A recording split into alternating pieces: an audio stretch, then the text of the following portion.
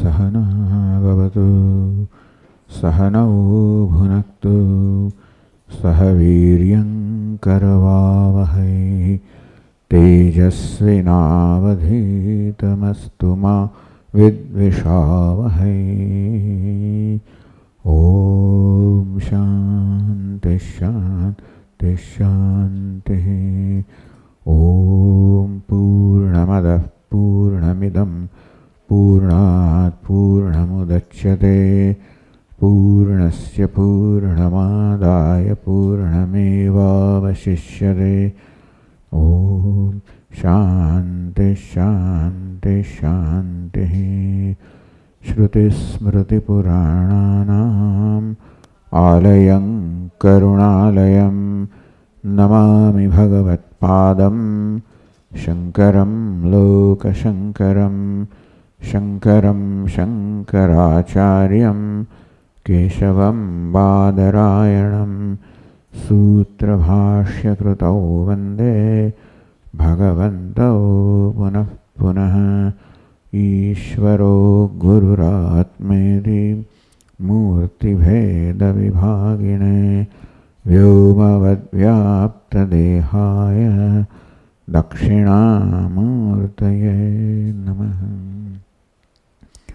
ॐ पार्थाय प्रतिबोधितां भगवता नारायणेन स्वयं व्यासेन ग्रथितां पुराणमुनिना मध्ये महाभारतम् अद्वैतामृतवर्षिणीं भगवतीम् अष्टादशाध्यायिनीम् अम्ब त्वामनुसन्दधामि भगवद्गीते भवद्वेषिणीम्।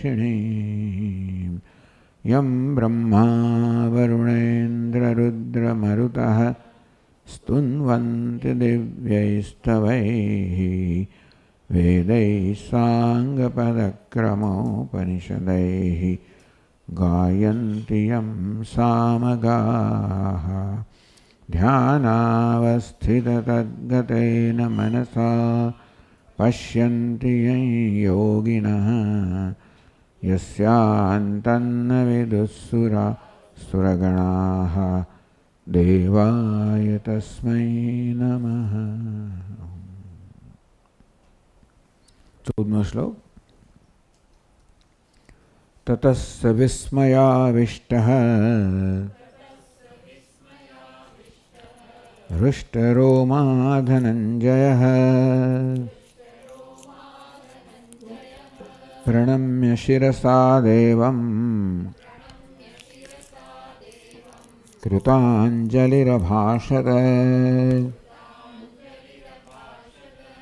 अर्जुन उवाच पश्यामि देवांस्तव देवदेहे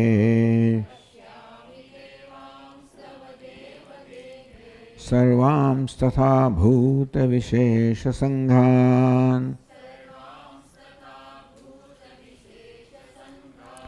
ब्रह्माणमीशं कमलासनस्थम्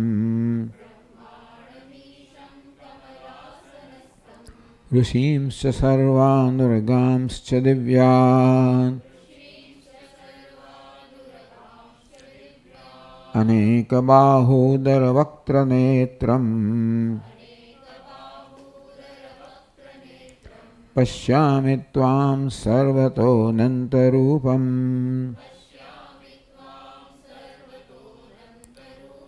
नान्तन्न मध्यन्न पुनस्तवादिम् पश्यामि विश्वेश्वर विश्वरूप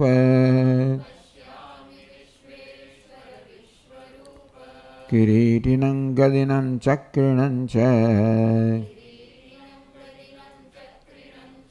तेजोराशिं सर्वतो दीप्तिमन्तम्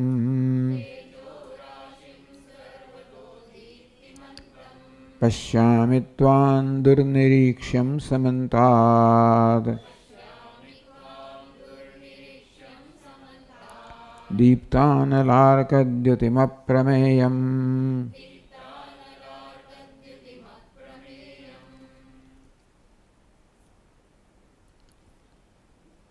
પશ્યમે પાર્થરૂપાણી પશ્યાદિત્યાન વસુનિદ્રામ એતિ ત્વયા યથોક્તમ.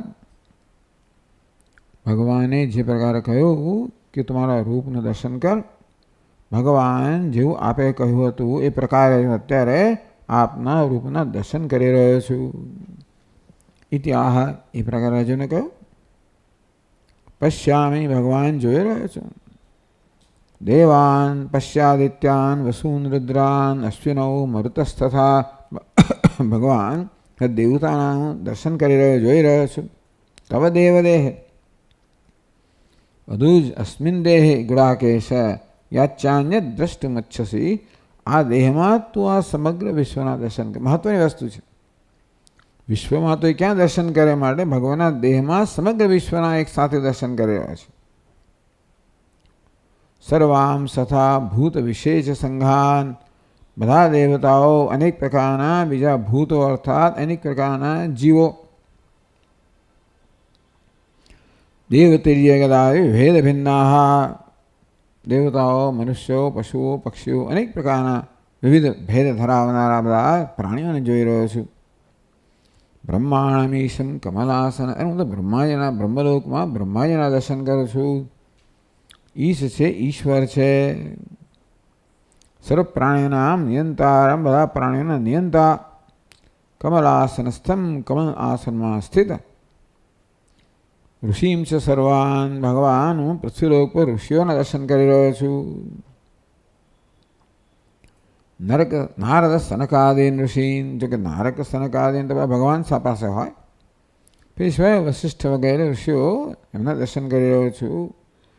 ઉર્ગામ છે દિવ્યાન. દિવ્ય બધા સર્પોના દર્શન કરી રહ્યો. સર્પ સામે બધા પાતાળમાં હોય. આમ ત્રણેય લોકમાં દર્શન કરી રહ્યો છે અર્જુન એક સાથે ભગવાનના દેહમાં. અનેક બાહુ ઉદર વક્ત્ર નેત્રમ પશ્યામિ ત્વામ. ભગવાન આપને જોઈ રહ્યો છું.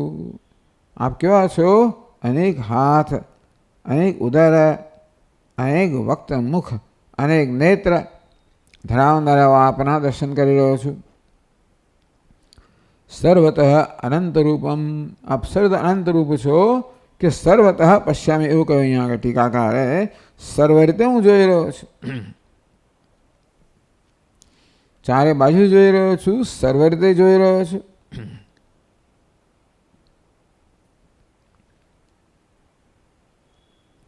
નાંતમ ન મધ્યમ ન પુનસ્તવાદિમ પશ્યામિ. ભગવાન આપણો અંત જોતો નથી, મધ્ય જોતો નથી, આદિ પણ જોતો નથી. આપ અનાદિ અનાદિ અનંત છો. પશ્યામિ વિશ્વેશ્વર. હે વિશ્વેશ્વર, હે વિશ્વરૂપ. કિરીટનમ ગદિનમ ચક્રીણમ છે. એ શ્લોક કરવાનો છે માનું છું. થઈ ગયો છે ને? હા હા બરાબર છે.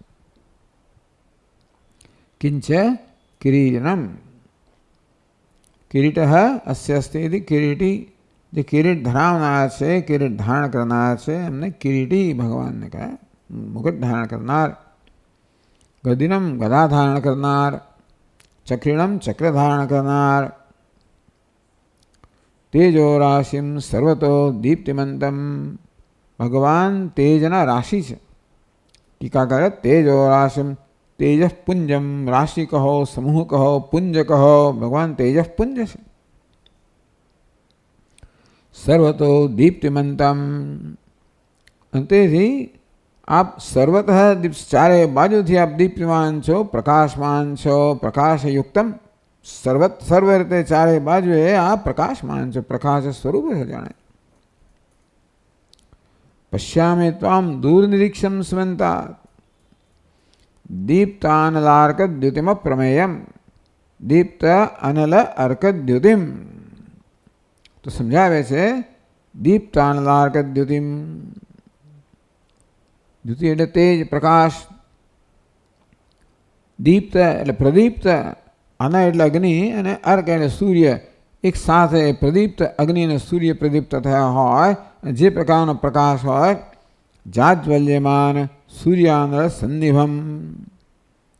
એક સાથે અગ્નિ અને સૂર્ય અને જાજ્વલ્યમાન હોય, પ્રકાશમાન હોય. એ કેવા હોય? એવા પ્રકાશમાં આપને જોઈ રહ્યો છું.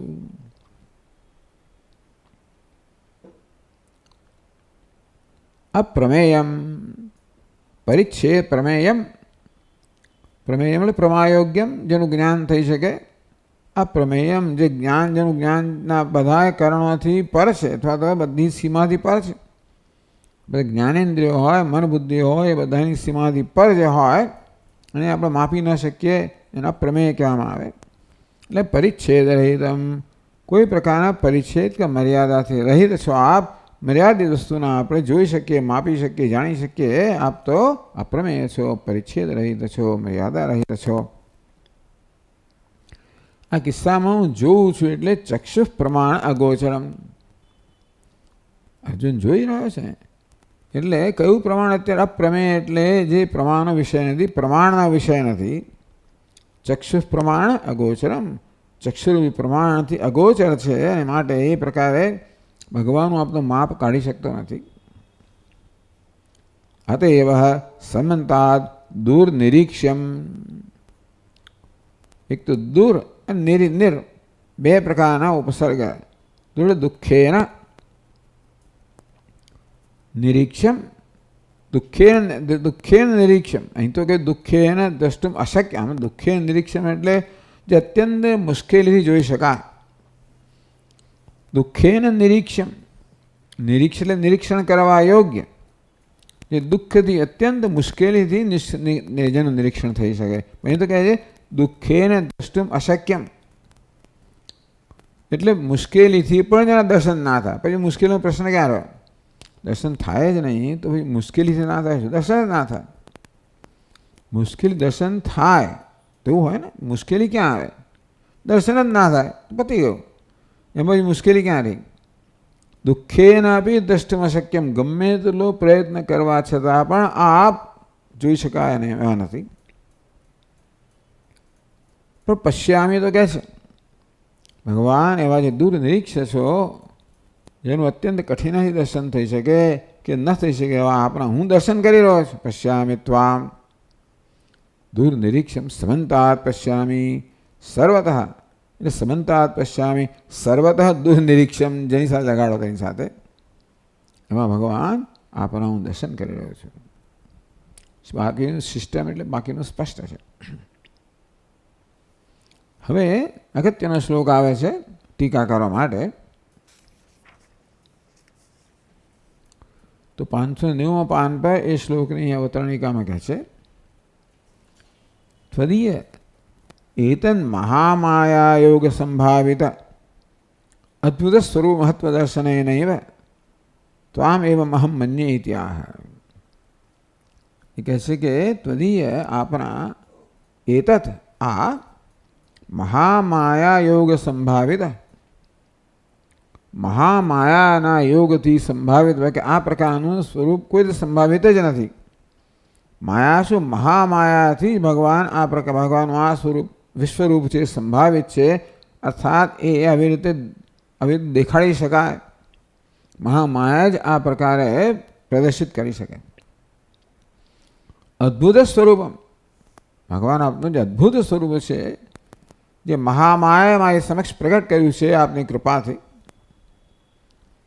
તદ્દર્શનૈને એવા એવું અદ્ભુત સ્વરૂપ મહત્વ, આપના અદ્ભુત સ્વરૂપની મહાનતા કે મહત્વના દર્શનથી. શેનું દર્શન થયું? ભગવાનના મહત્વનું, મહાનતાનું દર્શન. શેનું મહત્વ? સ્વરૂપ મહત્વ. ભગવાન આપના સ્વરૂપની મહાનતાનું દર્શન. કેવું સ્વરૂપ છે? અદ્ભુત સ્વરૂપ. અદ્ભુત સ્વરૂપ છે એની મહાનતાના દર્શનથી, એના મહત્વના દર્શનથી. એ સ્વરૂપ અદ્ભુત કેમ છે? મહામાયા યોગ સંભાવિત. આ મહામાયા જે છે એનો જે યોગ છે, એની જે શક્તિ છે, એનાથી સંભાવિત થાય આ પ્રકારનું સ્વરૂપ એના આવા મહત્વના દર્શનથી, અદ્ભુત સ્વરૂપના મહત્વના દર્શનથી ત્વામ એવહમ મન્યે, આપ આ છો એવું માનું છું. એટલે અર્જુન હવે અનુમાન કરે છે, જુએ છે ભગવાનનું વિશ્વરૂપ, એ બધે ભગવાનનું સગુણ રૂપ અને નિર્ગુણ રૂપનું પણ અનુમાન કે ભગવાન આપ આવા છો. આમ તો અર્જુને આ બધું શ્રવણ કરેલું જ છે, પણ ભગવાનના આ સ્વરૂપના દર્શન અર્જુન કે હવે હું માનું છું, હું સમજી શકું છું, મારો પોતાનો નિશ્ચય છે કે આપ આવા છો. અને એ રીતે એટલે કે આ શ્લોક છે તદ્દન જુદા પ્રકારનો શ્લોક છે. આ શ્લોકમાં ભગવાનના વિશ્વરૂપ દર્શન નથી, ભગવાનના સ્વરૂપનું અહીંયા વર્ણન છે. એટલે અર્જુન એકદમ વિષયાંતર થઈ ગયો. અર્જુન ભગવાનના અદ્ભુત વિશ્વરૂપ દર્શન કરી રહ્યો છે. એકદમ જ એને મને થયું કે ભગવાન આ જોઈને લાગે છે કે ભગવાન આપ તો આવા છો, ખરેખર આવા છો. એમ કે ભગવાનના સવિશેષ નિર્વિશેષ રૂપનું અર્જુન વર્ણન કરે છે. જે 18મા શ્લોકમાં, જે આ બધા શ્લોક કરતા જુદી જ કક્ષાનો શ્લોક છે. તો અક્ષરમ પરમમ વેદિતવ્યમ ત્વમસ્ય વિશ્વસ્ય પરમ નિધાનમ ત્વમવ્યય શાશ્વત ધર્મ ગોપ્તા સનાતનસ્ત્વં પુરુષો મતો મે. ત્વમ અક્ષરમ, ભગવાન આપ અક્ષર છો, અવિનાશી છો. અવ્યય ત્વમ અક્ષરમ પરમમ વેદિતવ્ય, જાણવા યોગ્ય એક જ વસ્તુ જગતની અંદર જે જાણવા યોગ્ય એવું પરમ વેદિતવ્ય આપ છો. પરમ વૈદ્ય છો, જાણવા યોગ્ય ઘણી વસ્તુ, એમાં આપ સર્વશ્રેષ્ઠ છો. ત્વમસ્ય વિશ્વસ્ય પરમ નિધાનમ, આ જગતના આપ તો આ જગતના પરમ નિધાન છો. નિધાન એટલે ખજાનો, ક્યાંક કંઈક વસ્તુ રાખવામાં આવે એવું આપ જગત, આપણામાં જગતને રાખવામાં, એટલે કે આપ આ જગતનો આધાર છો. તમ અવ્યય, ભગવાન આપ અવ્યય છો. શાશ્વત ધર્મ ગોપ્તા, જે ધર્મ એટલે શાશ્વત ધર્મ છે વેદનો, એના રક્ષણ કરનાર આપ છો, રક્ષક છો. સનાતનસ્ત્વમ, ભગવાન આપ સનાતન છો. પુરુષો મતો મે, આપ પુરુષ છો, પૂર્ણ છો. મતો મે, એવો મારો અભિપ્રાય છે, એવું માનું છું. તો ટીકાકાર સમજાવે છે 590 પાન પર કે આ તો ભાઈ એમનો પોતાનો વિષય આવે ને, એટલે દરેક શબ્દને વિસ્તારથી સમજાવશે. એટલે અર્જુને પ્રત્યેક શબ્દનો ઉપયોગ કર્યો, એમાં તો બધા શાસ્ત્રોનું ગંભીર જ્ઞાન આવી ગયું. એટલે અર્જુને આ બધા શાસ્ત્રોનો આવો ઊંડો અભ્યાસ કર્યો હોવો જોઈએ, ત્યારે જ આ બધા શબ્દોનો પ્રયોગ કરી છે. કારણ કે આ શબ્દો તો બીજા ઉપનિષદમાં, બીજા ગ્રંથોમાંથી આવે છે. અક્ષરમ, ભગવાન અક્ષર છો. તો ન ક્ષરતી તે અક્ષરમ, ન ક્ષરતી, જેનો ક્ષર નથી, ક્ષય નથી, નાશ નથી. અક્ષરમ નિત્ય કૂટસ્થમ, આપનો ક્ષર નથી, વિનાશ નથી, આપનામાં પરિણામ નથી, વ્યય નથી, વિકાર નથી.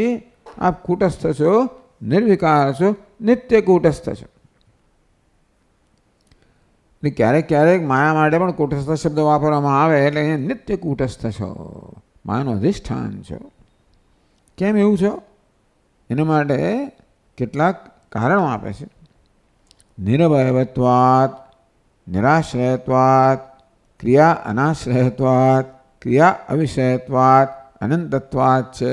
મહાન જ્ઞાન થયું અર્જુનને. ટૂંકમાં આ બધું અર્જુન, આ પ્રકારે અર્જુને આ બધું જાણીને આ નિર્ણય પર આવ્યો ને. તો ભગવાન અક્ષર છે, અવિનાશી છે, નિર્વિકાર છે. કેમ? નિરવયવત્વાત. તો અર્જુન તો સાવયવ ભગવાનના દર્શન કરી રહ્યો છે, જે વિશ્વરૂપ જોઈ રહ્યો છે, અનેક અવયવો છે. આપ અનુમાન કર્યું કે વાસ્તવમાં આપ નિરવયવ છો અને મહામાયાના યોગથી આ પ્રકારના અવયવ ધરાવી રહેલા દેખાવ છે. નિરાશ્રયત્વાત, આપ સમગ્ર જગતનો આશ્રય છો, પણ આપ સર્વ આશ્રય વગરના છો. એટલે આપ તો સ્વયં આશ્રિત છો, સ્વયં સિદ્ધ છો. એટલે અવયવ હોય ને તો ક્ષર એટલે વિકાર હોઈ શકે, જે નિરવયવ છે એમાં વિકાર ન હોય. માટે ન ક્ષરતી ઇતિ અક્ષરમ, જેનામાં અક્ષર નથી, અર્થાત જેનામાં કોઈ પરિવર્તન નથી, જેનો નાશ નથી. તો કેમ આ નાશ નથી? એ માટે આટલા જે નષ્ટ થતા નથી, અવિનાશી છે. કેમ? તો કે નિરવયવત્વાદ. અવયવ હોય તો ભેગા થયેલા હોય તો છૂટા થઈ જાય તો વસ્તુ વિનાશી થઈ જાય. આ કેવું છે ભગવાન? નિર્વયત્વાદ. તેથી આપ કેવા છો? અક્ષર છો. નિરાશ્રયત્વાદ. કશી વસ્તુ કશા પર આધારિત હોય એ આશ્રયનો નાશ થઈ જાય કે આશ્રય લઈ લેવામાં, આ બધું આપણે જોયું અદ્વૈત મકરંદમાં. તો આશ્રયનો નાશ થાય તો પણ વસ્તુનો નાશ થઈ શકે. નિરાશ્રયત્વાદ. ભગવાન સર્વનો આશ્રય છે. એમનો કોઈ આશ્રયની જરૂરિયાત વગરના છે. નિરાશ્રિત છે એવું નથી, આશ્રય વગરના નથી, આશ્રયની જરૂરિયાત વગરના છે. સ્વયં સ્વાશ્રય છે, સ્વયં સિદ્ધ છે. તેથી આશ્રય નાશથી કે એમનો નાશ થાય એવું ના બની શકે. ક્રિયા અનાશ્રયત્વાદ. ભગવાન આપ કોઈ ક્રિયાનો આશ્રય નથી, આપ અકર્મ છો. ક્રિયાનો આશ્રય જે હોય, જેમ કે આ વાણી છે એ બોલવાની ક્રિયાનો આશ્રય હોય, તો જેમ ક્રિયા બદલાય તેમ એના આશ્રયમાં પરિવર્તન આવે. અને જ્યાં પરિવર્તન હોય ત્યાં હંમેશા નાશ હોય, એટલે વિનાશ હોવાનો જ છે. જ્યાં પરિવર્તન હોય ત્યાં કંઈ ને કંઈ ક્ષય થવાનો જ છે. કશું ને કશું ધીમે ધીમે ઘસાવાનું છે. એમ કરીને નાશ થઈ જાય. આપ ક્રિયાનો આશ્રય નથી, માટે પણ આપ અક્ષર છો. ક્રિયા અવિષયત્વાદ. ક્રિયાનો વિષય એટલે અત્યારે બોલનાર છે, બોલવાની ક્રિયાનો આશ્રય છે. સાંભળનાર છે, બોલવાની ક્રિયાનો વિષય છે. તો વિષય હોય પણ મર્યાદિત જ હોય, એ પણ વિનાશી જ હોય. તો વિષય હોય એ હંમેશા પરિચ્છિન્ન હોય, મર્યાદિત હોય તો જ વિષય બની શકે. તો ક્રિયા અવિષયત્વાદ. અથવા ક્રિયા જેના પર કામ કરતી હોય એમાં કોઈનું કોઈ પરિવર્તન લાવે છે. ક્રિયાનો સ્વભાવ છે કે જેના પર કામ કરે, મારવાની, ફોડવાની, તોડવાની, કશી પણ ક્રિયા હોય એ જેના પર થતી હોય એમાં કોઈનું કોઈ પરિવર્તન લાવે જ, માટે એ જ ક્રિયાનું પ્રયોજન છે. આપ કોઈ ક્રિયાના વિષય પણ નથી, એટલે કોઈ ક્રિયા આપના પર અસરકારક નથી. આપ સર્વ ક્રિયાની અસરથી પર છો અને માટે અક્ષર છો. અનંતત્વાદ છે. અંતવત હોય, પરિચ્છિન્ન હોય, એટલે કે દેશમાં, કાળમાં, કશાકમાં મર્યાદિત હોય, તો પછી એનાથી બહાર કંઈક હોય, એની સીમાની બહાર કશુંક હોય, તો એ તો જે પરિચ્છિન્ન છે તે અને એની બહાર જે કંઈ છે એ સાથે કોઈને કોઈ પ્રકારના બંને વચ્ચે કશોક સંયોગ વિયોગ બધું થયા જ કરવાનું. કંઈક ક્રિયાઓ વિક્રિયાઓ થયા કરે, એમ કરીને દરેક વસ્તુ એકબીજા પર અસર કરવાની. વરસાદ પડે તો પહાડોને ઘસી નાખે, વાયુ હોય ઘસી નાખે. એટલે આ રીતે જ્યાં બે હોય ત્યાં એકબીજા પર અસર કરવાના. અનંત છે એના માટે કોઈ અંત નથી, એની કોઈ સીમા નથી. એના માટે એવું કશું જ નથી જે આપણામાં કોઈ વિકાર લાવી શકે. આ બધા કારણોસર આપ કેવા છો? અક્ષરમ. નિત્ય કૂટસ્થમ. કૂટસ્થ એટલે નિર્વિકાર.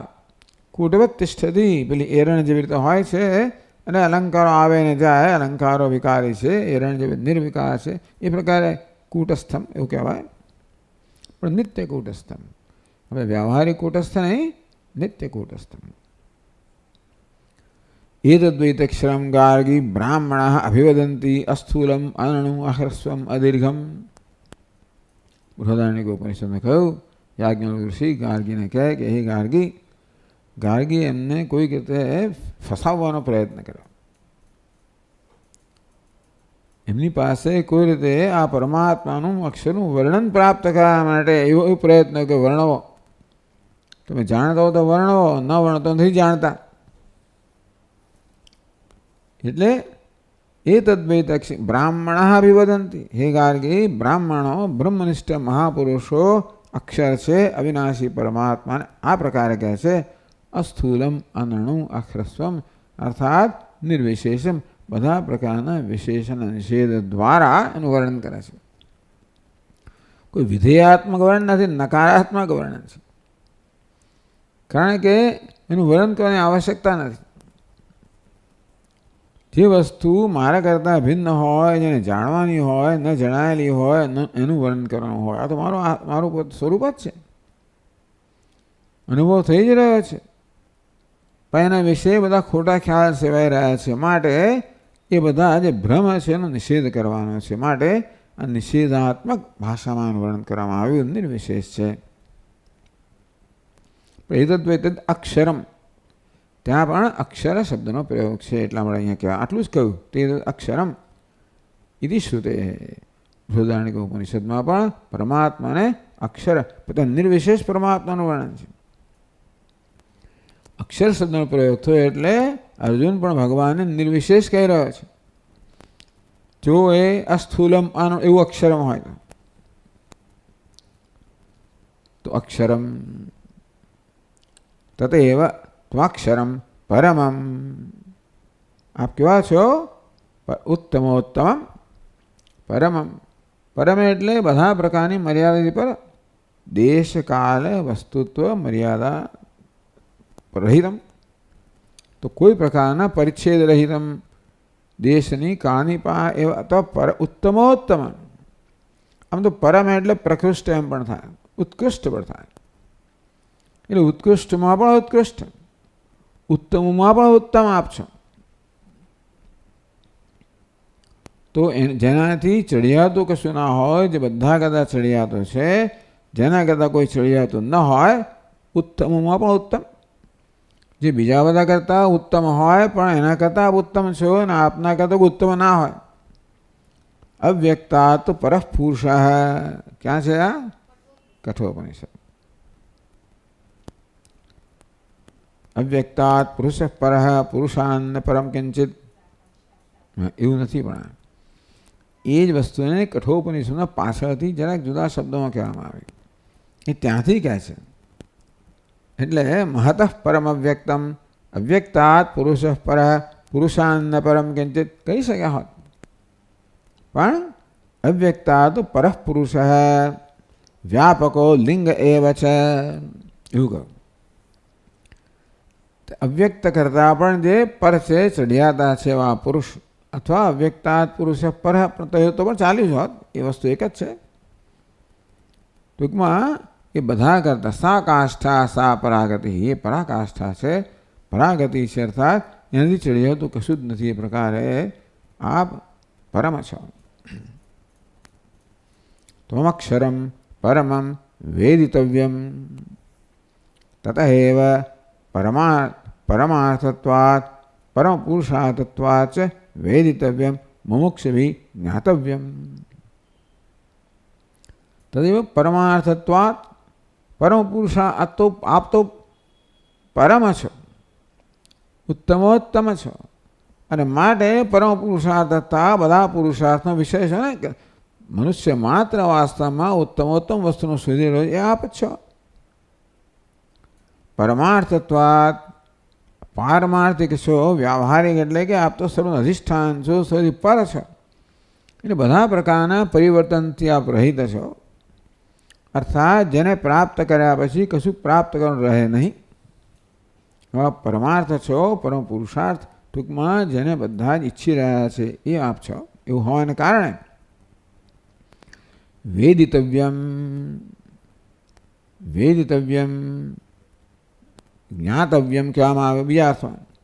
મુમુક્ષુએ વેદિતવ્યમ જ્ઞાતવ્યમ. મુમુક્ષુએ જેને જાણવું જોઈએ, વેદિતવ્ય એટલે જાણવા યોગ્ય, અથવા જેને જાણવું અત્યંત આવશ્યક છે. સા આત્મા સ વિજ્ઞ ઇતિ શ્રુતે, એવું કહ્યું. એ ક્યાં છે? હા, છંદોગ્ય. સા આત્મા સ વિજ્ઞેય. નહીં, એ તો અન્વેષ્ટવ્યમ વેદિતવ્યમ એ જુદું છે. સા આત્મા સ વિજ્ઞેય નાંતઃ પ્રજ્ઞમ ન બહિષ્પ્રજ્ઞમ નો ભયતઃ પ્રજ્ઞમ શાંતમ શિવમ અદ્વૈતમ અદ્વૈતમ ચતુર્થમ મન્યન્તે સા આત્મા સ વિજ્ઞેય. માંડોક્યોપનિષદ. એ વિજ્ઞેય અગત્યનું છે. ટૂંકમાં વેદિતવ્યમ જ્ઞાતવ્યમ કે વિજ્ઞેયમ. સા આત્મા સ વિજ્ઞેય. એ આત્મા છે શાંતમ શિવમ અદ્વૈતમ ચતુર્થમ મન્યંતે આત્મા છે વિજ્ઞેય. ટૂંકમાં એને જાણવું જોઈએ, જાણવા યોગ્ય છે, જાણવો જ જોઈએ. એને જાણ્યા વગર ન ચાલે. જે જ એક જ જાણવા યોગ્ય છે. વેદિતવ્યમ પરમમ યદક્ષરમ નિર્વિશેષમ પરમ બ્રહ્મ તત્વમેવ. એટલે ત્વમક્ષરમ પરમમ વેદિતવ્યમ આ બધા વર્ણન દ્વારા અર્જુન ભગવાનના નિર્વિશેષ સ્વરૂપનું નિરૂપણ કરી રહ્યો છે કે ભગવાન આપનું આ મહાત્મ્ય જોઈને હું માનું છું, અનુમાન કરું કે આ વાસ્તવમાં આવા છો. વેદિતવ્યમ પરમમ યદક્ષરમ, જે વેદિતવ્યમ જાણવા યોગ્ય, જેને જાણવું જ જોઈએ એવું જે પરમ જે અક્ષર છે, નિર્વિશેષ છે, અસ્થૂલમ અનણુ પરમ બ્રહ્મ છે, સા આત્મા સ વિજ્ઞેય તત્વમેવ, એ આપ જ છો એવું હું માનું છું. બહુ મોટી વસ્તુ છે. ટૂંકમાં વિશ્વરૂપના દર્શન કરીને અર્જુનમાં આ પ્રકારની પ્રેરણા થવી કે ભગવાન આપ આ છો, અર્જુન કહી રહ્યો છે. પછી બીજી કશી વસ્તુના આગળ કોઈ અવકાશ જ નથી. ખરેખર તો રડવા કકડાનો કોઈ અવકાશ છે જ નહીં. પણ આ જે અર્જુન મન્ય છે, ટૂંકમાં જેનું અપરોક્ષ જ્ઞાન નથી, એ આ પરોક્ષ જ્ઞાન છે. ભગવાનના વિશ્વરૂપ દર્શનથી હું માનું છું આ અર્જુનનું પરોક્ષ જ્ઞાન છે. તથાપિ તો પણ ભગવાન ધારો કે પ્રશ્ન કરે, જગત બીજમ મત અન્ય, હું ભલે પરમ બ્રહ્મ છું, નિર્વિશેષ છું, અવિનાશી છું, નિર્વિકાર છું, બધું જ છું, વેદ જાણવા યોગ્ય છું, આત્મા છું. તથાપિ તો પણ જગત બીજમ, આ જગતનું કારણ મારા સિવાય બીજું કોઈ હોઈ શકે? કે પરમ બ્રહ્મ જગતનું કારણ ના હોય તો? પરમ બ્રહ્મ જે નિર્વિશેષ છે એને એમાં કારણ હોવાની યોગ્યતા જ નથી ને. કારણ તો કેવું હોય, જે પરિવર્તન પામનારું હોય એને કારણ કહેવાય. માટીમાં પરિણામ આવે ત્યારે એમાંથી કાર્ય બને. એટલે પરમ બ્રહ્મ છે, પરમાત્મા જે નિર્વિશેષ, એમાં તો કોઈ રીતે જગતનું કારણ બનવાની ક્ષમતા જ નથી. એટલે ભગવાન કે હું જો આવો હોઉં તો તથાપિ જગત બીજમ મત અન્યદસ્તિ.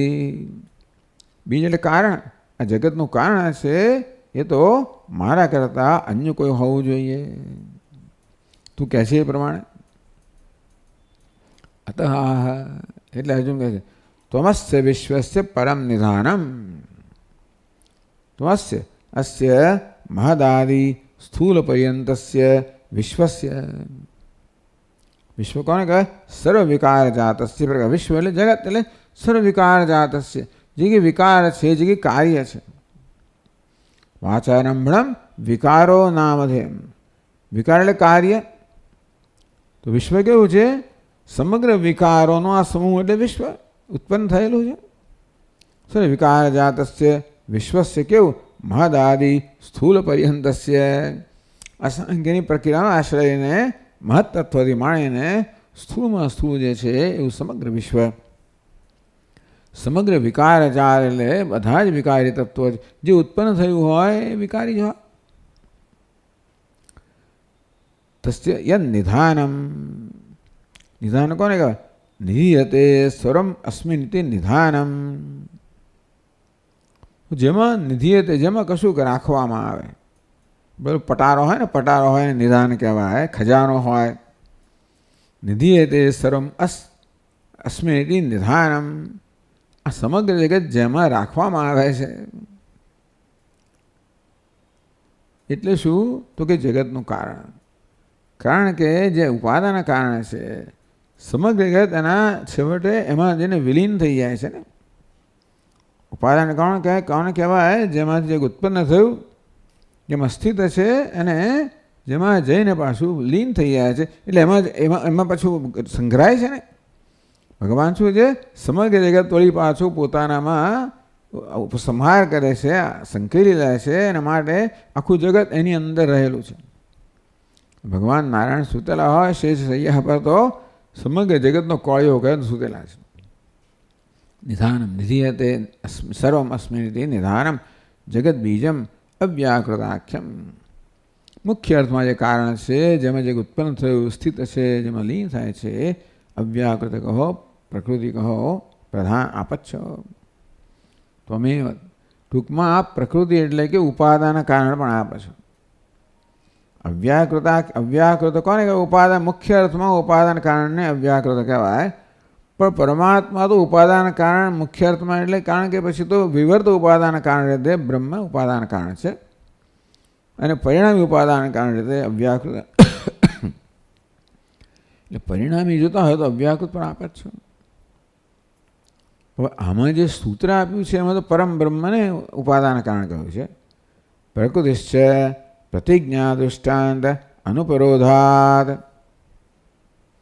પ્રકૃતિ એટલે ઉપાદાન કારણ. પરમ બ્રહ્મ પ્રકૃતિશ્ચ, પરમ બ્રહ્મ ચૈતન્ય છે. એટલે સાંખ્ય લોકો કહે કે બ્રહ્મ તો નિમિત્ત કારણ છે.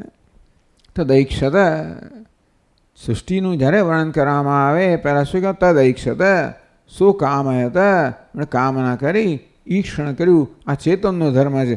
એટલે એ રીતે વેદાંતને લોકો આ વાક્યનો પ્રયોગ કરીને કહે છે કે પ્રધાન જે અચેતન છે એ જગતનું કારણ ના હોઈ શકે. એટલે કે ચાલો પ્રધાન એ નિમિત્ત ના હોઈ શકે, પણ ઉપાદાન તો એ જ છે ને. એટલા માટે ભલે બ્રહ્મ જગતનું નિમિત્ત કારણ હોય, ચેતન હોવાને કારણે આ પ્રધાન છે એટલે પ્રકૃતિનું મૂળ એ ઉપાદાન કારણ છે. તો ત્યારે વેદાંતને કહે છે પ્રકૃતિ છે.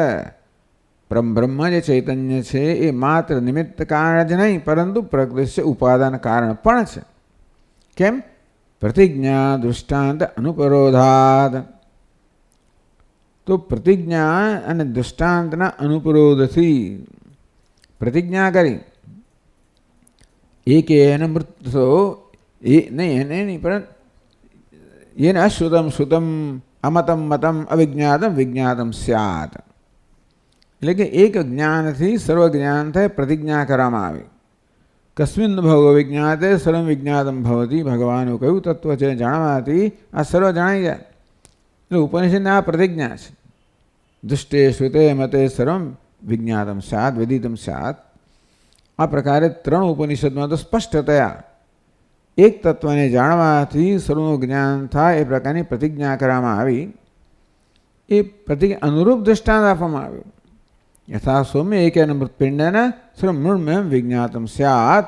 આ તે મૃતપિંડ જે ઉપાદાન કારણ છે એને જાણવાથી સર્વકાયનું જ્ઞાન થાય. આમ પ્રતિજ્ઞા અને દૃષ્ટાંતને અનુસરીએ તો પ્રકૃતિશ્ચ, એ પરથી આ અનુપરોધા એટલે અનુસરીને અવિરુદ્ધ એ રીતે બ્રહ્મ જ જગતનું ઉપાદાન કારણ છે. એટલે ભગવાન આ ઉપાદાન કારણ પણ આપ જ છો, અવ્યાકૃત પણ આપ છો, પ્રધાન પ્રકૃતિ બધું આપ જ છો. પછી આ કંઈક નવું છે. પરસ્માત ન સત ન અસત ન સદસત ઇતિ. પરસ્માત પરમાત્મા પર છે. પર સુધી ચડિયાતો હોવાને કારણે, પારમાર્થિક હોવાને કારણે ન સત સત પણ નથી, ન અસત અસત પણ નથી, ન સદસત સદસત પણ નથી. આ બધાનું અધિષ્ઠાન છે. એથી આત્મનેવ ત્રૈવેદ્યમ સર્વત્ર યોનિત્વ આપી. એ પ્રકારે આત્મા અધિષ્ઠાનના કારણે આ ત્રણનું યોનિ છે. સતનું, અસતનું, સદસત સર્વનું યોનિ એટલે કે મૂળ કારણ આત્મા જે છે એવું ઇતિ શ્રુતે. જ્યાં પણ હોય ત્યાં ખરું. ટૂંકમાં એ તો ક્યાંથી ને ક્યાંથી પકડાય છે બાપુ. એટલે પણ આપણા 10 ઉપનિષદમાં તો નથી, તો ભાઈ આગળ જોવું પડે આપણે. મત્તઃ પરતરમિતિ સ્મૃતેશ્ચ. એ ક્યાં આવ્યું? 7મા અધ્યાયમાં. મત્તઃ પરતરમ નાન્યત કિંચિત અસ્તિ ધનંજય. મારાથી અન્ય ચડિયાતું ઉતરતું કંઈ જ નથી, હું જ એક અદ્વિતીય છું. એથી પરમાત્મા નિમિત્ત કારણ નહીં પરંતુ ઉપાદાન કારણ પણ છો, અવ્યાકૃત પણ આપ છો, જગતનું નિધાન પણ આપ છો. એ નિધાન અર્થે બીજ કરવામાં આવે. કારણ કે પ્રલય વખતે બધી વસ્તુ એમાં જઈને સમાઈ જાય એ રીતે એમ કહેવાય કે જગતનું કારણ છે, નિધાન છે, એ સંગ્રહ સ્થાન છે. જ્યાં બધાનું સંગ્રહ થાય ત્યાં વળી પાછું બહાર કાઢવામાં આવે. એટલે નિધાન શબ્દનો અર્થ બીજ કરવામાં આવ્યો, ઉપાદાન કારણ કરવામાં આવ્યો. આપ જગતનું ઉપાદાન કારણ પણ છો. નનુ ભગવાન પૂછે યદ્યપિ અહમેવ પરમ બ્રહ્મ નિર્વિશેષમ જગત કારણ ચ અહમેવ. ચાલો તારે કેવા પ્રણું પરમ બ્રહ્મ છું, નિર્વિશેષ પણ છું, જગત કારણ પણ છું. ત્યાં કહ્યું પ્રમાણે નિધાનમ બીજમ તથાપિ મત્તઃ અન્ય કશ્ચિદ ઈશ્વરસ્તિ જ્ઞાતવ્ય ઉપાસ્યશ્ચ જયતિ. હું તો આવો છું પણ ઈશ્વર સર્વજ્ઞ સર્વશક્તિમાં, એટલે આવી રીતે જે ઉપાસનાનો વિષય સવિશેષ બ્રહ્મ. ઈશ્વર એટલે આ બધા અનંત ગુણ ધરાવનાર બ્રહ્મ. તો એ તો બીજો કોઈ હોય મારા કરતાં? હું તો નિર્વિશેષ છું ને. નિર્વિશેષ તો ઉપાસનાનો વિષય ના હોય, ઉપાસ્ય તો ના હોય. જ્ઞાતવ્ય કહ્યું તો ખરું, વેદિતવ્ય છતાંય પણ જ્ઞાતવ્ય એટલે જેનો સાક્ષાત્કાર કરો. અહીંયા જ્ઞાન અર્થ શું છે? એ ધ્યાન દ્વારા. જો ધ્યાન દ્વારા જેનો સાક્ષાત્કાર કરવાનો હોય એવું ઈશ્વર તો કોઈ દેવ, ઈશ્વર તો બીજો હોય ને. મને આત્મતયા જાણવાનો હોય બરાબર છે, પરંતુ જેની ઉપાસના કરવાની હોય, ધ્યાન કરવાનું હોય, એ દ્વારા જેનો સાક્ષાત્કાર કરવાનો હોય એવું ઈશ્વર તો મારતા બીજો ખરો કે નહીં? તો એ ત્વમ અવ્યય શાશ્વત ધર્મ ગોપતા, એટલે ઈશ્વર છે એ એમાંથી કહેવામાં આવ્યું. ન વિદ્યતે વ્યય જ્ઞાનાજ્ઞાનાભ્યામ અન્યર્વા વિનાશો યસ્ય અવ્યય નિત્ય. ન વિદ્યતે વ્યય યસ્ય સ અવ્યય. જેનો વ્યય નથી કોઈ પણ રીતે. હવે આ વ્યય પાછો કઈ થાય છે? નાશ. જ્ઞાન અજ્ઞાનાભ્યામ, વ્યયનો અર્થ વિનાશ કરવામાં આવ્યો. જ્ઞાનથી કે અજ્ઞાન કે કશી વસ્તુથી જેનો વિનાશ ન થઈ શકે. જ્ઞાનથી પણ વિનાશ થાય. હો, રજ્જુ સર્પ જે હોય ને એમાં રજ્જુના જ્ઞાનથી સર્પનો વિનાશ થઈ જાય.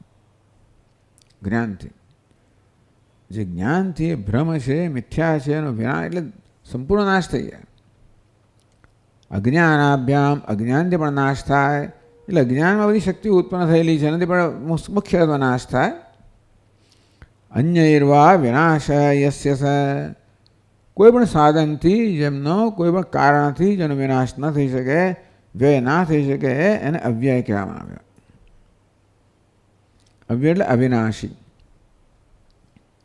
અવ્યય નિત્ય ત્વવ્યય શાશ્વત ધર્મગો. અવ્યય છો શાશ્વત ધર્મ ગોપતા, શાશ્વત ધર્મના રક્ષક છો. તો આપ કોણ છો? અવ્યય. આપ નિત્ય છો એક વસ્તુ. બે કોણ છો? શાશ્વત ધર્મના રક્ષક છો. કોને શાશ્વત કહેવાય? શાશ્વત ભવતી ઇતિ શાશ્વત. શાશ્વત ભવતી સદા રહેનાર છે, એને શાશ્વત કહેવાય. જે સદા રહેનાર છે, જે નશ્વર નથી, શાશ્વત છે. એ કોણ છે? વેદ. જો ભાઈ, એટલે તો શાશ્વત ધર્મ એટલે શાશ્વદેન ઉક્ત ધર્મ શાશ્વત ધર્મ. શાશ્વત વેદ તેન ઉક્તા એ ધર્મા. તો વેદ પોતે શાશ્વત છે, કારણ કે એનો ક્યારેય નાશ થતો નથી. જગતનો નાશ થાય ત્યારે પણ મીમાંસકો એમ કહે કે વેદનો ક્યારેય પણ નાશ ન થાય. વેદ અવિનાશી છે, એમાંથી જ જગતનું સર્જન થાય. પાછું જેવું સર્જન થાય છે, વેદ સર્વજ્ઞ છે, એની મદદથી સર્જન થાય છે. માટે વેદ તો અવિનાશી છે. તેન ઉક્તા એ ધર્મા, વેદ વડે જે ધર્મનું પ્રતિપાદન થયું. કયું? જ્ઞાન કર્માદય. જ્ઞાન છે, કર્મ છે, ઉપાસના છે, આ બધા ધર્મો જે છે એનું પ્રતિપાદન વેદ વડે થયેલું છે. તેશામ ગોપતા, આપ તો એના રક્ષક છો. એટલે વર્ણાશ્રમ ધર્મ રક્ષક. ભગવાન આપ અવતાર રૂપે વર્ણાશ્રમ ધર્મના રક્ષક છો. એટલા માટે ભગવાને અવતાર લીધો. પરિત્રાણાય સાધુનામ વિનાશાય દુષ્કૃતામ ધર્મ સંસ્થાપનાર્થાય. સૃષ્ટિયાદિ કરતા ઈશ્વરો બી ત્વમેવ, એમાંથી આવ્યું. આપ તો વર્ણાશ્રમ ધર્મના રક્ષક છો, માટે સૃષ્ટિ વગેરેના કરતા પણ છો. કારણ કે આ તો ઈશ્વર જ કરી શકે ને. આવું રક્ષણનું કાર્ય તો પરમ બ્રહ્મ તો કરી ના શકે. પરમ બ્રહ્મ કોઈ કશું કરે નહીં. એટલે એણે અનુકૂળ બનવું પડે, અર્થાત એણે વિશેષતા ધારણ કરવી પડે, તો સવિશેષ બને, તો જગતનો સર્જન પાલક લે. એટલે એમ કરીને શાશ્વત ધર્મના ગોપતા રક્ષક છો, એ પ્રકારની વિશેષતા ધરાવનારા છો. એવું રક્ષણ કરવા માટે આપ કેવા છો તો કે સર્વશક્તિમાન છો, અને માટે આપ સર્વજ્ઞ છો, સર્વના સ્રષ્ટા પણ છો. એટલે સૃષ્ટિ આદિ કરતા ઈશ્વરો બી ત્વમેવ, એ પ્રકારે કહેવામાં આવ્યું.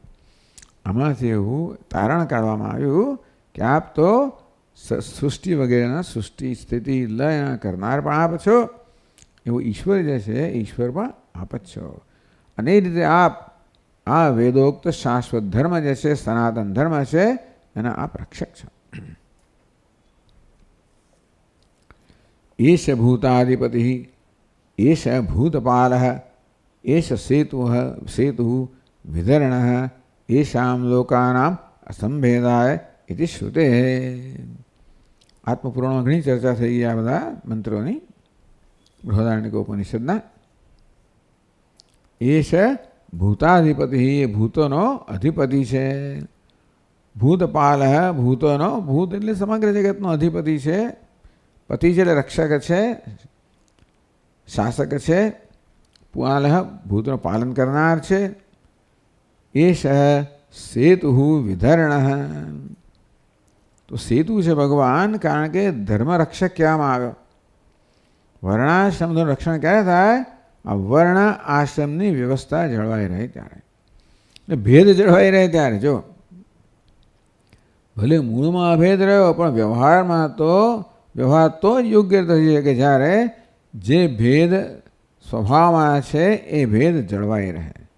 દરેક વસ્તુ પોતાના સ્વભાવ પ્રમાણે કાર્ય કરે, અને કોઈ વસ્તુ બીજાના કાર્યમાં અંતરાય રૂપ ન બને, આળખલી ના બને, બીજાનું કાર્ય છે એ ઝડપી ના લે. માટે દરેક મર્યાદા છે. વાયુ પોતાનું કામ કરે, અગ્નિ પોતાનું કામ કરે, જળ પોતાનું કામ કરે, સૂર્ય પોતાનું કામ કરે. પછી સૂર્યને થાય કે ચાલે હું ચંદ્રનું કામ કરું, પેલું એવું કશું થાય જ નહીં. આ પ્રકારે ટૂંકમાં આ બધું જોઈએ છે આપણે કે એવું તત્વ છે જ આ બધા લોકોને એમની મર્યાદામાં રાખનારું છે. વિધર્ણ, સેતુ એટલે ડેમ, જેવી રીતે જળને મર્યાદામાં રાખે છે ને, જળને વહી જવા દેતું નથી જેમ ફાવે એમ, તે રીતે આ જગતને પણ મર્યાદામાં રાખનાર છે. એશ સેતુ વિધર્ણ, એશામ લોકાનામ અસંભેદાય, જેથી એમનો સંભેદ ના થાય, ભેદ જળવાઈ રહે. અસંભેદાય, આ લોકમાં બધી વસ્તુનો ભેદ જળવાઈ રહે. તો દરેક વસ્તુ પોતાના સ્વભાવ પ્રમાણે કાર્ય કરે, કે પોતાનું નિયત કાર્ય કરે, એકબીજાનું ન કરવા માંડે, નહીં તો કોઈ પ્રકારની વ્યવસ્થા ન રહે. જગતમાં વ્યવસ્થા છે, એ કહે છે કે આપ એ વ્યવસ્થા કરનાર આપ છો, આપ વિધર્ણ છો. અને તેથી બધા ભેદ એટલે વર્ણાશ્રમ ભેદ એક બીજો થયો. વર્ણાશ્રમ ધર્મ જે છે એનું રક્ષણ કરનાર તો જ કે વર્ણનો પણ ભેદ જળવાઈ રહે, આશ્રમનો ભેદ જળવાઈ રહે, એ બધું ધારણ કરનારા, એ નિયંત્રણ કરનારા આપ જ છો. એટલે આપ જ ઈશ્વર છો, જગતનું સર્જન પાલન કરનારા છો, આપ જ ઉપાસ્ય દેવતા છો. નનું એટલે સવિશેષ બ્રહ્મ પણ આપ જ છો. કારણ કે ભગવાન વિશેષતા ધારણ કરે તો આ કશું કામ કરી શકે. એટલે આ રીતે આજે વર્ણન કરે. એશ ભૂતાધિપતિ, આ બધા ભગવાનના વિશેષણો કહેવામાં આવ્યા. અધિપતિ છે, પાલક છે, ધારણ કરનાર છે વગેરે, એ ભગવાનની સર્વશક્તિમત્તા બતાવે છે. માટે એ રીતે ભગવાન આપ જગતનું સર્જન પાલન લય કરનાર છો, ઈશ્વર છો, ઉપાસ્ય છો. નિર્વિશેષમ પરમ બ્રહ્મ, સવે અપરમ બ્રહ્મ આપે હમે. ચાલો, તારા કહેવા પ્રમાણે હું નિર્વિશેષ બ્રહ્મ પણ છું, અને સવિશેષ બ્રહ્મ છું, પરમ બ્રહ્મ પણ છું, અપર બ્રહ્મ પણ હું જ છું. તથાપિ મત્ત અન્ય જીવ અસ્તિ. ચાલો, બ્રહ્મ તો હું ખરો, ઈશ્વરમાં ખરો, તો કોઈ જીવ તો હોય ને જે મારા કરતાં જુદો હોય. તો ભેદાય, આમ માર્ગ અન્ય કોઈ જીવ છે એવું તો હોઈ શકે ને ભાઈ. તો કે નહીં, સનાતન એ સનાતન નહીં લેવામાં આવ્યું. આપ સનાતન છો. ન જીવો મ્રિયતે જીવાપેતમ વાવ કિલ ઇદમ મ્રિયતે ન જીવો મ્રિયતે. વૃક્ષનું દૃષ્ટાંત આપવામાં આવે છાંદોગ્ય ઉપનિષદમાં કે વૃક્ષને એક કુહાડીથી ઘા કરવામાં આવે તો એનો રસ ઝરે, કારણ કે જીવંત છે. નીચે ઘા કરવામાં આવે તો રસ ઝરે, વચ્ચે ઘા કરવામાં આવે તો રસ ઝરે, ઉપર ઘા કરવામાં આવે તો રસ ઝરે. એ બધા વૃક્ષ જીવંત છે. અર્થાત જીવાત્મા વૃક્ષમાં સર્વત્ર વ્યાપ્ત છે. એક ડાળી એની સુકાઈ જાય તો બાકીનું વૃક્ષ, શેષ વૃક્ષ તો જીવંત રહે, પણ આ ડાળીમાંથી જીવાત્માએ વિદાય લીધી. એટલે જીવાપેતમ વાવ કે ઇદમ મ્રિયતે, આ ડાળીમાંથી જીવાત્મા વિદાય લે તો આ ડાળી મૃત્યુ પામે. તે રીતે વૃક્ષમાંથી પણ જો જીવાત્મા વિદાય લે તો આ વૃક્ષ એટલે દેહ મૃત્યુ પામે. પરંતુ ન જીવો મ્રિયતે, જીવનું મૃત્યુ નથી. આ જીવનું જે ધારણ કરવાનું છે, એનું જે આયતનમ છે, સ્થાન છે, નિવાસ સ્થાન છે, એ દેહનું મૃત્યુ છે. એમાં નિવાસ કરનાર જીવનું મૃત્યુ નથી. એટલે આપ સનાતન છો એ રીતે. શ્રવણાત સનાતન નિત્ય, તો ભગવાન આપ તો સનાતન છો, નિત્ય છો, અને માટે આપનું મૃત્યુ નથી. એટલે જીવ આપના કરતાં ભિન્ન ના હોઈ શકે. જીવને સનાતન કહેવામાં આવ્યો અને આપ સનાતન છો, માટે જીવ પણ આપના કરતાં ભિન્ન નથી. સનાતન પુરુષો મતો મે, પુરુષ પુરીશયનાથ આત્મા આપી ત્વમેવ. બધી પૂરી અર્થાત નગરીમાં નિવાસ કરનારા ચૈતન્ય આપ છો, આત્મા એ પણ આપ જ છે. અયમાત્મા બ્રહ્મ, તો સહેલું છે. માંડવ્ય ઉપનિષદ. કયો મંત્ર?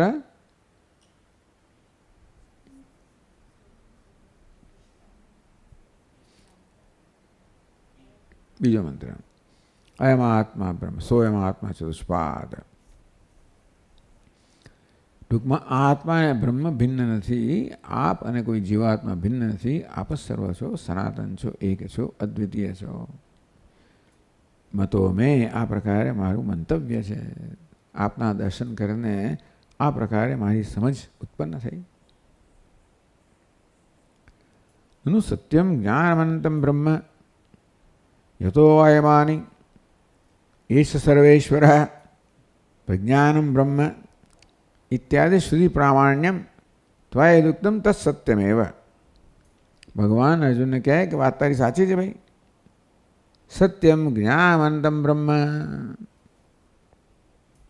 આ બધી શ્રુતિના વાક્યો પ્રમાણિત કરે છે કે હું પરમ બ્રહ્મ છું. આમ પરમ બ્રહ્મ હું છું. કોણ કહે છે? તૈત્તિરીય ઉપનિષદ કે સત્યમ જ્ઞાનમ અનંતમ બ્રહ્મ. બ્રહ્મ તો ખરું, પણ કેવું છે? સત્યમ છે, જ્ઞાનમ છે, અનંત છે, માટે પરમ બ્રહ્મ છે. ભાઈ કેવું છે? જગતનું બીજ છે. યતો વા, એ જ બ્રહ્મનું વર્ણન કરવામાં આગળ. યતો વા એમાની ભૂતાની જાયંતે યેન જાતાની જીવંતી યત પ્રયંતી અભિસંવિશંતિ તદ વિજિજ્ઞાસસ્વ તદ બ્રહ્મેતિ. તો આ પ્રકારે જેનું સત્ય જ્ઞાનંદ રૂપે પરમ બ્રહ્મ રૂપે નિરૂપણ કરવામાં આવ્યું, એને જગતનું ઉપાદાન કારણે કહેવામાં આવ્યું. એટલે જગત બીજ નિધાન પણ આપ જ છો. Ash Sarveshwar, ash સર્વજ્ઞ, એશોંતર્યામી. એ ક્યાંથી આવે છે? માંડવ્ય ઉપનિષદ. કયો મંત્ર? છઠ્ઠો મંત્ર. Ash Sarveshwar, ash સર્વજ્ઞ, એશોંતર્યામી. એ સર્વજ્ઞ સર્વેશ્વર છે, સર્વજ્ઞ છે, અંતર્યામી છે, જગતનું ઉપાદાન કારણ છે. પછી પ્રજ્ઞાન, એટલે જીવન બ્રહ્મનું ઐક્ય પણ કહ્યું ને. પ્રજ્ઞાનમ બ્રહ્મા જીવ અને પ્રજ્ઞાન એટલે ચૈતન્ય.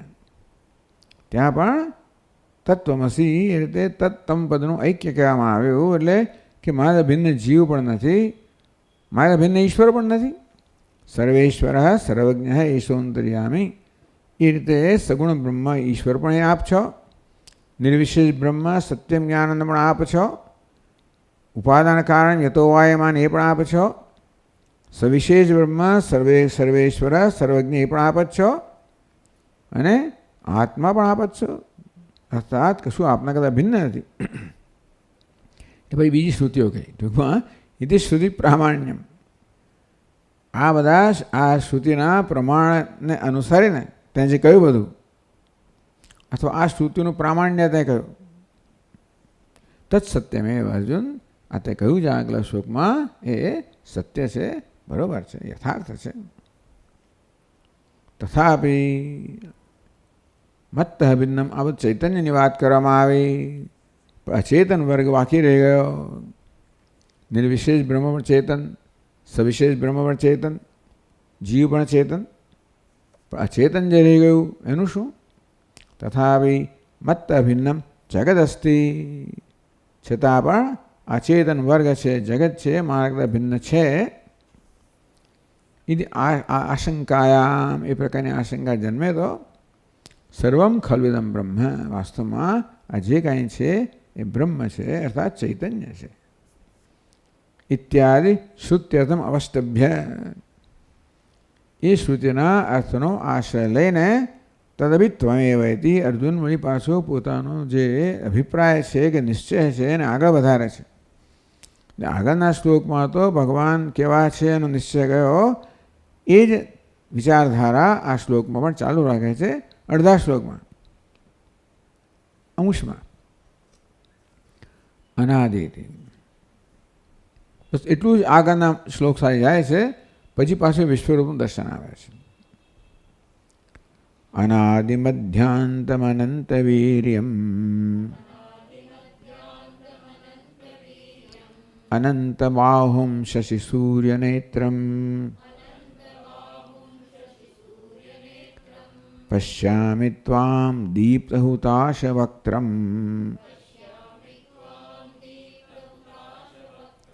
સ્વતેજસા વિશ્વમિદંતપંતમ.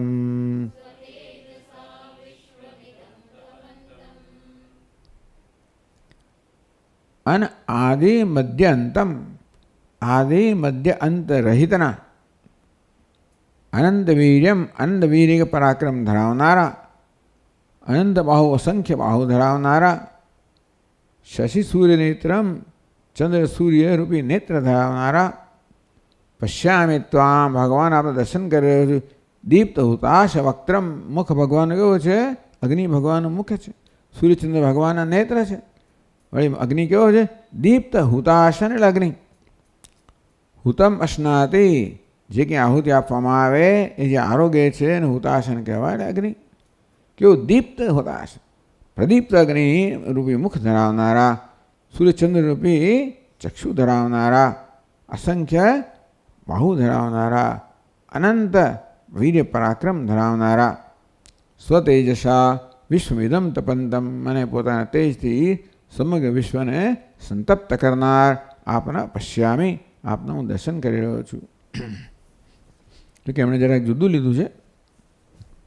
વિશ્વમ તપંત નથી કર્યું, પણ તપંતમ અને વિશ્વને પણ જુદું કર્યું છે. આપણે જોઈશું. અનાદિ મધ્યાંતમ પેલું ભગવાનનું વિશેષણ. તો આગળના શ્લોક સાથે આને જોડે છે. આદિ મધ્ય અંતરહિતમ વીરાણામ કર્મ વીર્યમ અનંતમ અપારમ વીર્યમ યશસમ અનંત વીર્યમ. એટલે ભગવાન આદિ મધ્ય અંત રહિતના છે. હવે આમાં એમનો પ્રશ્ન એ હતો કે ભાઈ મારા કરતાં ભિન્ન જગત છે, તો આ સર્વ જે છે એ બ્રહ્મ છે. એ શ્રુતિનો અર્થ છે, એ પરથી આ શ્લોક કહેવામાં આવ્યો. તો આપ આદિ મધ્ય અંત રહિતના છો, જે આપ જ સર્વ છો, ટૂંકમાં અનંત છો. બસ એ જ એ જ સર્વમ ખલુદમ બ્રહ્મ એટલે આ બ્રહ્મ છો, એ જ સર્વ છો, આદિ મધ્ય અંતરહિતના છો, આપ અનંત છો, પૂર્ણ છો. પછી અનંત વીર્યમ, ભાઈ તો પછી આ ભગવાનના વિશ્વરૂપનું જ વર્ણન છે. કોને વીર્ય કહે? વીરાણામ કર્મ વીર્યમ એટલે પરાક્રમ. વીર પુરુષોના કર્મને પરાક્રમને વીર્ય કહેવામાં આવે છે. તો અપારમ વીર્યમ યસ્યતમ અનંત વીર્યમ, જેનું વીર્ય છે એ શક્તિ છે, પરાક્રમ છે એ અનંત છે. અનંત બાહુમ, અનંતા સંખ્યાતીતા બાહવસ્તમ, ટૂંકમાં અનંત છે, અસંખ્ય જેના બાહુઓ છે. શશી સૂર્ય નેત્રમ, આ ભગવાન વિશ્વરૂપ દેખાડે છે એ આ સર્વમ ખલિદ, આ જગતનું વર્ણન પણ કહી શકાય એ રીતે કે શશી સૂર્યો નેત્ર યસ્ય, આ ચંદ્ર સૂર્ય જેના નેત્રા છે તેવા. દીપ્ત હુતાશ વક્ત્રમ, અગ્નિ જેમનું મુખ છે, દીપ્ત કેવો છે? શિખાભિ જાજ્વલ્યમાન, દીપ્ત અર્થ કર્યો કે શિખાઓ એટલે કે જ્વાળાઓથી જે જાજ્વલ્યમાન છે, દીપ્ત છે. અગ્નિ દીપ્ત ક્યારે હોય? જ્વાળાઓ એની જરા પ્રગટ થતી હોય ત્યારે, પ્રજ્વલિત હોય ત્યારે.